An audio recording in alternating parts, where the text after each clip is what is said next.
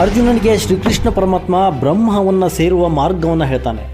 ಯಾರು ಉತ್ತರಾಯಣದ ಶುಕ್ಲ ಪಕ್ಷದಲ್ಲಿ ಮುಂದಿನ 6 ತಿಂಗಳವರೆಗೆ ತಮ್ಮ ದೇಹವನ್ನು ತ್ಯಾಗ ಮಾಡುತ್ತಾರೋ ಅವರು ಬ್ರಹ್ಮವನ್ನೇ ಸೇರುತ್ತಾರೆ. ಅಂದರೆ ಈ ಲೌಕಿಕ ಜಗತ್ತಿಗೆ ಮತ್ತೆ ಮರಳುವುದಿಲ್ಲ. ಅದೇ ಯಾರು ದಕ್ಷಿಣಾಯನದ ಕೃಷ್ಣ ಪಕ್ಷದಲ್ಲಿ ಮುಂದಿನ 6 ತಿಂಗಳವರೆಗೆ ತಮ್ಮ ದೇಹವನ್ನು ತ್ಯಾಗ ಮಾಡುತ್ತಾರೋ ಅಂತಹವರು ಪುನಃ ಇದೇ ಲೋಕಕ್ಕೆ ಹಿಂತಿರುಗುತ್ತಾರೆ. ಅಂದರೆ ಭೂಮಿಯ ಮೇಲೆ ಮರು ಜನ್ಮವನ್ನು ಸವಿಸುತ್ತಾರೆ.